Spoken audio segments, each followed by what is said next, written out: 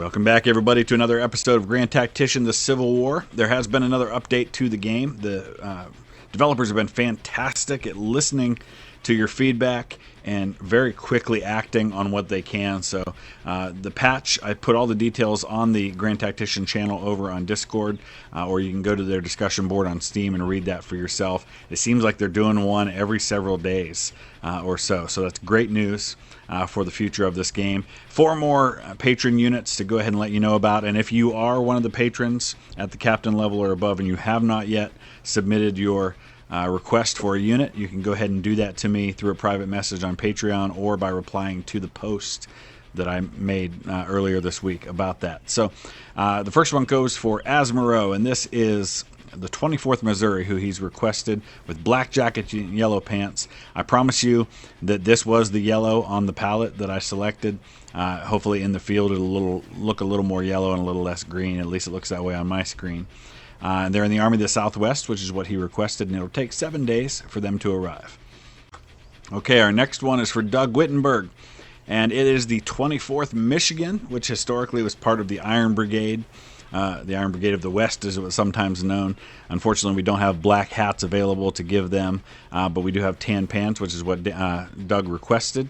He did request that we put Henry Morrow in command, if possible. Henry Morrow did command the 24th Michigan. Doug, I looked through all the Michigan men, couldn't find Henry Morrow available as an officer. I also checked Virginia men, because Henry Morrow was actually born in Virginia. He died in Arkansas, but he's buried in Michigan. I checked everywhere, couldn't find him, so my apologies not being able to do that. But we are adding them to the 1st Division of the 1st Corps, which is historically where the Iron Brigade ended up. So there's the 24th Michigan, 1st Division, 1st Corps, Army of the Potomac. All right, our next one comes, and this is for Rick, who's known as Adalic on Patreon, and he requested the 9th Indiana Hazen's Brigade. They are going to go into the Army of the Mississippi, where I have a great need for Western units right now. It's only going to take them 7 days to get there, so they'll be added right now to the 3rd Division and probably see action fairly soon. And our last unit for today is for Ben Clubb, the Roaring Beaver Tails. He requested they be from Wisconsin or Maine. Didn't have any Wisconsin available recruits, but I did have enough to put one together from Maine. He requested dark red top, black pants. That's as close to black as we can get. It's kind of a dark gray. That's what they have right now. Roaring Beaver Tails from Maine. They're going to be added to the 2nd Division under McCall as part of McDowell's 1st Corps of the Army of the Potomac, and they'll arrive in about 16 days. All right, so if you are one of those patrons and you haven't submitted your request yet, go ahead and send me a message over on Patreon. That's the easiest way to do it. You can also respond to the post that I made there and let me know your request. That's for the captain rank and above. All right, let's dive into today's episode.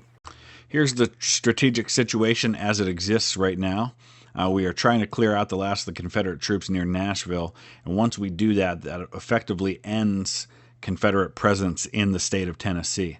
We've pushed down toward Corinth, the Confederate forces there. We are looking at most of the Confederates now in northern Alabama. That's the Army of Mississippi. Once we have secured Tennessee, we've secured Corinth, we push down from Nashville, we can start thinking about a move toward Vicksburg. While we're doing that, we're going to also eventually have to come up from this side, take New Orleans with our Navy so we can secure the Mississippi River. In the Trans-Mississippi Theater, I do want to make a move into northwest Arkansas using the Army of the Southwest, which should be in position to be able to effectively do that. And then I'm still going to kind of sit tight with the Army of the Potomac in the east. I'd rather see some things happening where I'm at in the west before we make our move in the east and kind of face down that huge battle that might decide the war. Okay, so the siege of Corinth is at an end, and of course, there was a glitch, and I pointed that out. Obviously, we haven't had 470,000 casualties. The stuff that caused those glitches is supposed to have been fixed in the latest patch, but they did say that it wouldn't repair those glitches that already exist with the numbers. The numbers are going to be fine when you look at the army. You can see I've got 44,000 men, etc., so that's not a huge deal. But starting a new campaign should resolve those issues, which we're not going to do in this case. So let's see if we can actually move into Corinth now, or if we're going to have to take the army in the field. We've got the Army of the Mississippi occupying Memphis. As soon as I can secure Corinth and build some kind of a, I don't know if I need to build a supply depot there, or if there's already one there that I can take. Maybe build some kind of a fort and make sure that we can... Oh, why is there defeat at Corinth now? We need to fight this battle in the field. And then drive the enemy out of Nashville. Then we can start our Vicksburg campaign. Okay, so the Army of East Tennessee is fleeing. So that's pretty well going to mean that we have taken all of Tennessee. So we've got a battle out in the west. It was a minor enough battle that we didn't have to get involved in it. And it looks like our Army of the Southwest was able to defeat the Confederates. We're going to have to try and continue to pursue this, see if we can push him out of Carrollton, occupy Carrollton, and begin moving into the central parts of Arkansas. So one thing I'd like to start doing that I haven't done already is to start extending our telegraph capabilities. You can see right now, basically our telegraph capabilities run from Massachusetts all the way down into DC. So we want to start extending those to the west, and you can see where we can build one of those to go ahead and get it to overlap. And we're going to go ahead and put in some telegraph capabilities somewhere, I don't know, maybe Wheeling would be a good spot for that. Although it seems like we could put one in where the 5th Corps is right now, but that seems like a really terrible spot to do that. I think we need to reoccupy Grafton first, and then we'll run the telegraph line into Grafton, and then from there we can extend it west toward our other armies. All right, let's go ahead and get ourselves a telegraph station here. The Confederacy actually has one. You can see it right there. So I don't even know if I mean, I guess that doesn't really affect my ability to build one. And now it seems I can't place one, even though I was able to before. So let's zoom out a little bit. Sometimes it's a little tricky figuring out where you can place such things and where you can't. And it might just be that because the 5th Corps hasn't actually gotten into camp yet, they're still kind of in a movement phase.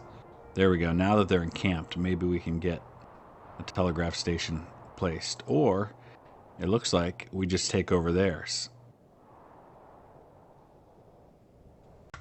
So I forgot to point this out. Once you have all 3 perk slots filled, you get to choose an elite battle flag. And in this case, we only have one available to us, but units that gain that 3rd perk become considered to be elite units. And I should also mention one other thing. I had a little bit of trouble when I installed today's patch with the game crashing to desktop. If that happens, and it seems like it's happened to a lot of people, there is an easy fix. What you do is you go into Steam, you go to the game, and in fact, maybe I'll just go ahead and show that to you. Go here into the game, and if you go here to where it says local files, so you right-click on your Steam library and go to Properties. Go to Local Files and hit Verify Integrity of Game Files. Let it run that check. I had 11 files that needed to be repaired. When you do that, it should fix any crash to desktop issues that you have with the latest patch. So I'm going to go ahead and start moving the Army of the Mississippi out of Memphis and down toward Grenada, Mississippi. We're going to start trying to establish ourselves a base of supply from which to eventually move on Jackson and then over to Vicksburg, if possible. I may even just go ahead and try to take New Orleans from the north rather than trying to hit them from the sea. And I think we're going to force a showdown here in Decatur with the Army of the Ohio and the Army of the Tennessee moving against Johnston's army. If we can drive him maybe toward Georgia, that clears the road for the taking of Vicksburg. Okay, so I wasn't looking at this the right way. You can select the flag from these choices. These are your elite flags that you can choose from. And then you just assign one. There we go. So that's how you get your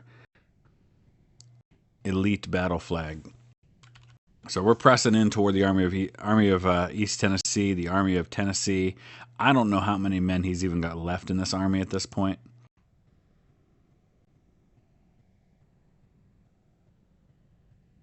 But we're going to go ahead we're not going to bother with a siege. We're going to go ahead and assault and force a battle. Well, I guess it auto-resolved that battle. He probably withdrew as quickly as he could, so there were only about 8,000 Confederates on hand. So there wasn't much to that one. The Battle of Decatur ended with a major federal victory. And just like that, guys, the unthinkable has happened. My save game for this 1862 campaign has absolutely corrupted beyond repair with the latest patch, and it seems like I'm not the only one having that issue. The good news is that the patches are making the game much more stable, and I feel like the odds of completing a campaign are much greater now. So what I'm basically going to do, and I apologize that this has to happen, but this is the reality with rushing these things out, trying to get content out to you on a game that's very unstable and very much in early access, is that we're having these issues. And it wouldn't be a big deal, except that I'm trying to make a campaign and make a story that you guys can follow along with. So what I'm going to do is I'm going to continue the campaign. Rather than just restart and do a new episode 1, I'm going to pick it up right here. It's March of 1861. I'm going to get all of the patron units back in, and I started with the ones that had already been made today. I'm just adding them to different armies, and so you'll catch up to speed on where they are pretty quickly. But every one of you who have submitted a patron unit to me, that unit's now going to be formed into one of the brand new armies. They will continue to exist. I'm not going to show them all to you, but I'll let you kind of discover where they are as we go throughout this campaign. Apologies, but this is the way it is, unfortunately, with the game right now. The game does seem to be running much more smooth. The campaign map doesn't lag as much, at least not so far, and I don't know if that's just because there aren't as many units on the field, but we'll see. All right, and just like that, we're getting into some combat. It appears the Army of the Potomac has jumped on some trains and attacked the Department of Pennsylvania near Winchester. So with that in mind, we're going to be going into combat. So what I'll do is at the end of this combat, we're going to wrap up this episode. It's going to make it rather short, I understand, but I feel like we're in for a much better game experience. Now that we can start an 1861 campaign, now that we've got a more stable game with all the updates that have happened, it just means that we kind of feel like we've wasted everything that's happened to this point. But at least you get to experience the game. And every new unit that I recruit will be one of the patron units. So hopefully within another episode or two, every one of those units we've already created will be back.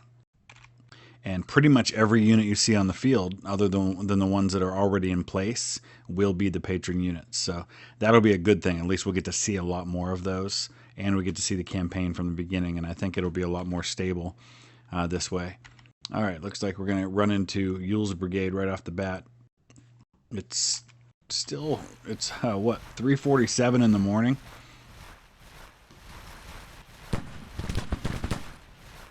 Looks like we're marching up the hill.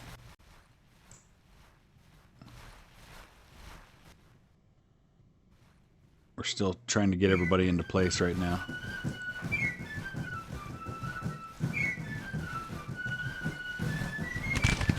Alright, Doubleday, get your boys unlimbered and into action here.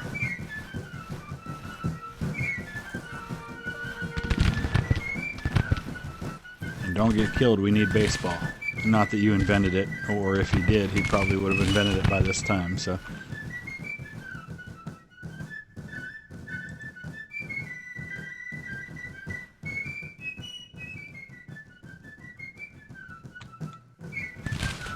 Come on, boys, get into place. This Doubleday got 8 guns. He's already lost 15 men, though, because he's taken on infantry by himself. We're still trying to get everybody into position. What is going on here? No, face that way, please.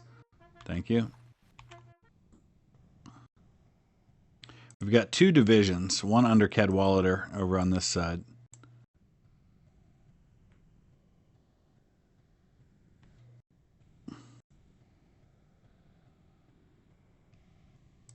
Stone's got by far the biggest brigade. Most of these other ones are about 1,200 men. Stone's is the first of our newly recruited units.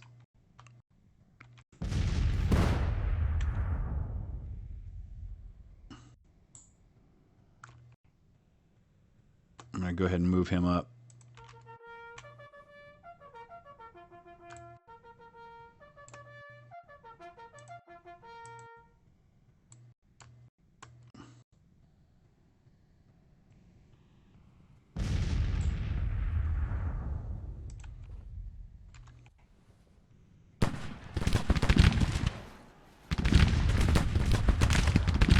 Major George Thomas, look at that.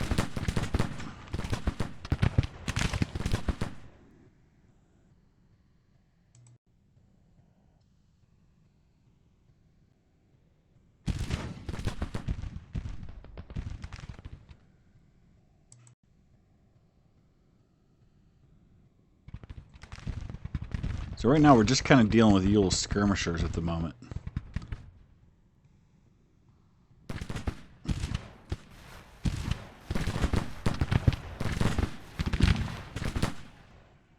He's starting to get into his battle line now.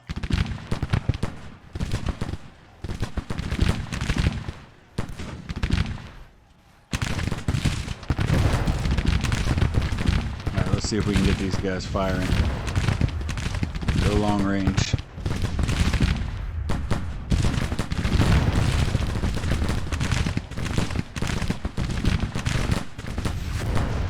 Same here. That should get them to start firing at the range they're at. There we go. Open up, boys.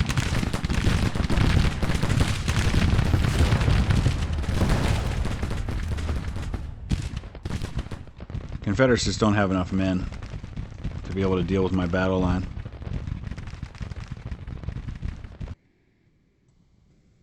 Let's see the strength. Casualties are actually a little more even than I thought they'd be.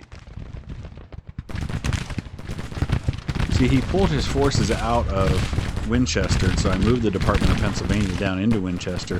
So then he shifted the Army of the Potomac, the Confederate Army of the Potomac, over to Winchester to deal with that threat.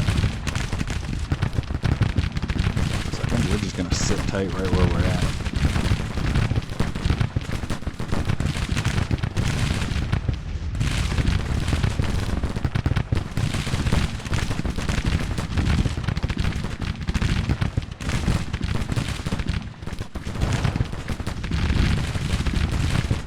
I'm looking at his casualty numbers.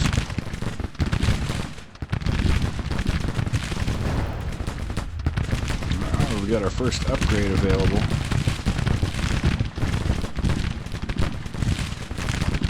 Give me deadly volley.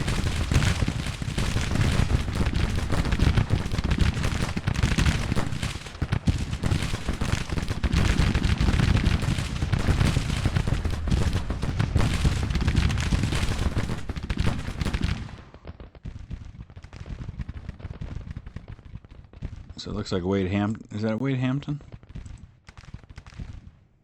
Yep, he broke.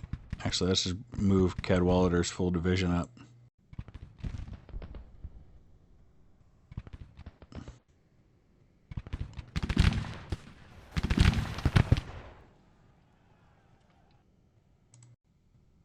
All right, good start.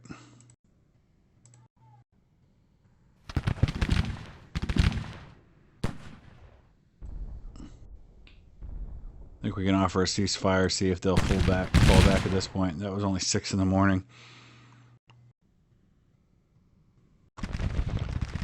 So on to day 2. This just allowed me to kind of resupply my men and get them more oriented the way I wanted them to. What's going on here? North Woods is lost? Oh, we're just fighting over the objective, that's all. Man. Casualties have been pretty intense so far. These guys do not want to fall back. All of my brigades have hit their first perk though. I'm doing deadly volley on all of them. Oh no, I guess Negley's brigade hasn't gotten it yet. Alright, there we go. 1,300 casualties, 1,500 for the Confederates. 824 for us. With the advantage in numbers, that doesn't surprise me that was the case. So let's look at the results. The Battle of Winchester was fought today between the Federal Department of Pennsylvania, some 7,916 troops and 8 guns, against the Confederate Army of the Potomac with 4,500 troops. Battle raged for 33 hours with total casualties numbering 2,400. General Patterson's Yankees won a victory. They still got to correct that, where it doesn't say whipping the Yankees. But Lieutenant Hampton, Wade Hampton loses face. That's already a change in history. Wade Hampton made a name for himself, ended up governor of South Carolina after the war.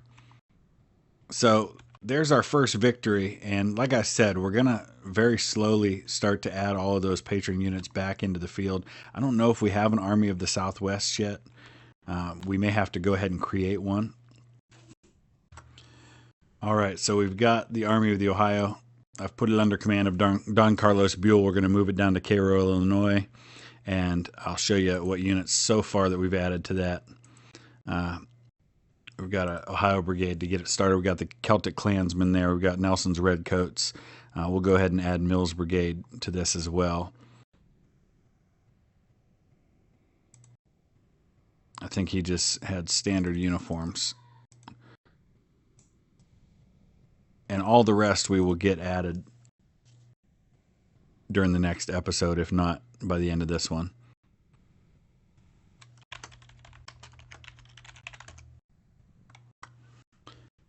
We've gone ahead over here in the Army of Northeastern Virginia, which we'll rename the Army of the Potomac, 24th Michigan, Roaring Beaver Tails, and 9th Indiana Hazen's Brigade. So all the units that I started this episode with are back in now, just in different places. Looks like he's sending some more troops up there to try and reinforce and press the issue with the Department of Pennsylvania with Patterson's troops. He's sending an additional corps up there to try and even the odds. And now it appears he's also sending the Army of the Northwest up there. So here we go again. And this will be, I think we'll wrap this episode up with this battle here. This will give me some time off screen to go ahead and take care of getting all those units back in that I need to, because I've got them written down in different places and I need to kind of reorganize because I thought I had it all taken care of. So again, I apologize that this is happening. It's kind of out of my control, but I hope we have a much more stable experience this time around. Okay, I've got myself in position. I don't see the enemy, and I'm not so sure he's ready to engage me. I do expect he'll get reinforcements. Right now it's 7,200 to 3,300, and his is all cavalry. But I expect there'll be more. You can see now that some of these units have gotten, some of these commanders have gotten their promotions. George Thomas was a major when we last saw him. Now he's a colonel, promoted to fit the rank of the unit that he commands. Some of the others have not yet received those promotions, but I would imagine they'll be forthcoming. So right now we haven't spotted the enemy. Now he is all cavalry, so he's very mobile, and I have no idea where he is. So we're just moving to secure all of these objective points right now. I don't know if that'll force an end to the battle, or if that'll force him to actually engage me. Okay, we're moving on the last few objectives, and we'll hold all of them. Well, there's one over here we don't have yet. I don't know why he's going. Oh, he's going up to cross the Potomac River to get over to Antietam. There's no place to cross right here. So we're sending Cadwalader's division over here to take Shepherdstown. And then we're just waiting on Kimes' division to get back across at Boteler's Ford. And they're going to come over here and take the village of Antietam. He's got to be there, or he's got to be back here near the Snavely House. It's about the only places left he could be. He may have come right in where the Antietam Ironworks is and just sat right there waiting for reinforcements to arrive. Well, there's the answer to the question of whether or not he was at the village of Antietam. He is not. So now we send Cadwalader over here to take the Snavely House. It's kind of a cat and mouse chase right now, and I just can't seem to find the mouse. He does not want to be found. But this is how it goes when you don't have cavalry and you have a small force. Sometimes you're just hunting for the enemy and you can't find him. On to day 3, trying to find him. We're fighting at Winchester again, but this time we're on the battlefield of Antietam, of course. And if he's not here, that means I will have secured all the objectives and not found the enemy. We're coming up and over this big hill. That may be where he's been hiding.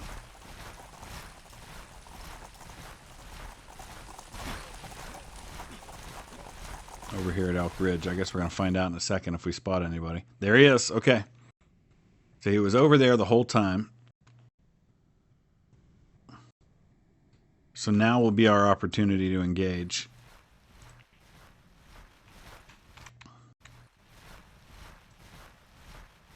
The artillery is going to get in there first. This is cavalry, so we've got to be a little careful.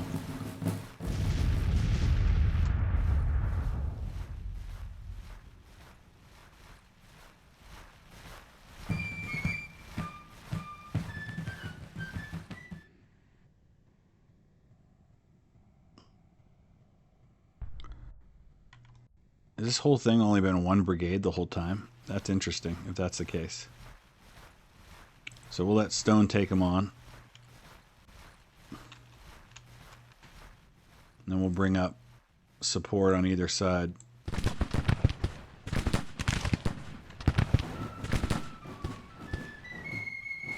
And just like that, as soon as we finally caught up to him, the casualties, those are misleading. I already had those casualties. I brought them with me. All right, we're going to wrap it up right there, guys. Again, I apologize that we had to restart that there at the end.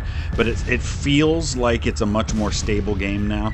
It feels like it's going to be okay. Now, we'll see what happens when we get a lot more units on the field. But I think moving forward, we're going to have a better experience. So let's cross our fingers and hope that's the case. Again, my apologies, especially to those of you with units that have already been in action and already have started to make a name for themselves. That starts afresh, but we will have all those Patron units in there, and we will hopefully have a very good campaign moving forward. Thank you so much, and we'll see you again tomorrow with another episode.